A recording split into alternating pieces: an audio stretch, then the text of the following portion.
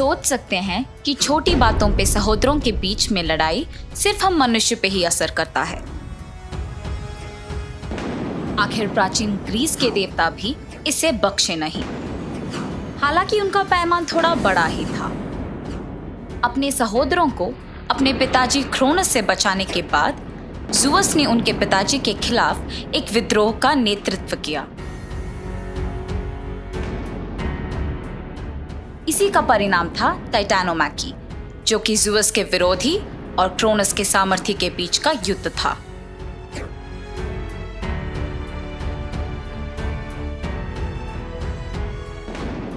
वो युद्ध एक दशाब्दी तक जारी था, जिसके अंत में टाइटन्स ज़ूअस और उनके भाइयों के हाथों हारे गए।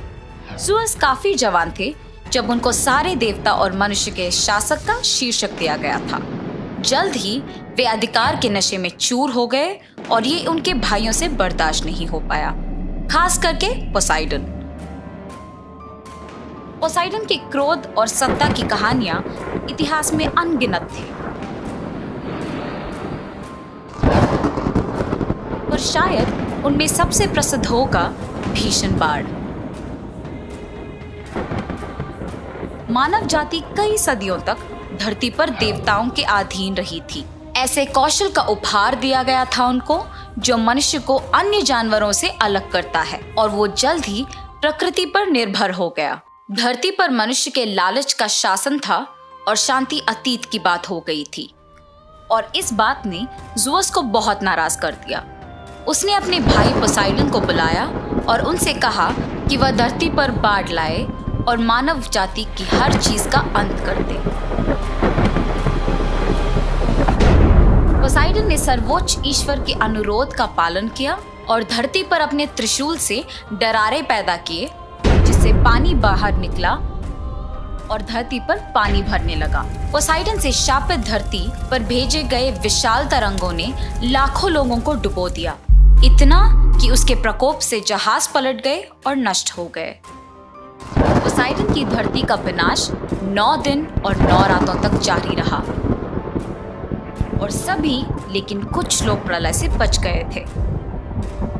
पोसाइडन उनके बुरे स्वभाव के लिए भी जाने जाते थे। अपने भाई ज़ूअस के अभिमानी तारीखों को सहन करने में असमर्थ, पोसाइडन ने ज़ूअस के वज्र को चुरा लिया जब वह सो रहे थे, और उनको 100 गंत वाली डोरियों में बांध दिया था। लेकिन ज़ूअस को कुछ ही समय में 100 हाथ वाले विशाल राक्षस ने मुक्त कर दिया। पोसाइडन को उसके विश्वासघात के लिए दंडित करने का फैसला किया। पोसाइडन का सजा ये था कि वह ट्रोजन के राजा लोमेडोन की सेवा करे, जिसके लिए उन्होंने ट्रॉय शहर के आसपास विशाल और सुंदर दीवारों का निर्माण किया था। पर जब भुगतान का समय आया तो लोमेडोन ने पोसाइडन के किए को नजरअंदाज कर दिया। इस बात ने पोसाइडन को इतना गुस्सा दिलाया कि ज़ूअस के चेतावनी के बावजूद भी वह ट्रोजन युद्ध के दौरान ग्रीक पक्ष पर लड़े थे। लेकिन एक अभिमानी इंसान होने के नाते उन्होंने बाद में ग्रीक द्वारा निर्मित सभी किलीबंदी को नष्ट कर दिया। उनका कहना था कि केवल उनके द्वारा निर्मित दीवारें ही शीश रहने के योग्य हैं। इसको मैं बहुत अच्छी चाल नहीं कहूंगी।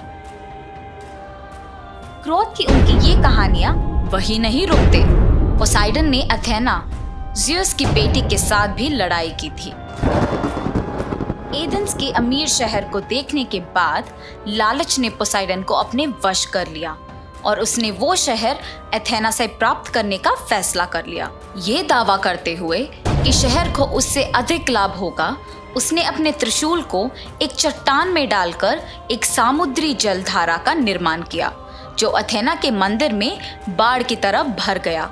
अथेना ने पानी पर काबू पाने के लिए एक जैतून का पेड़ लगाया, और जब एथेंस की पहली राजा ने ये देखा तो उन्होंने फैसला किया कि एथेना का उपहार फल, लकड़ी और तेल देने के कारण अधिक उपयोगी है।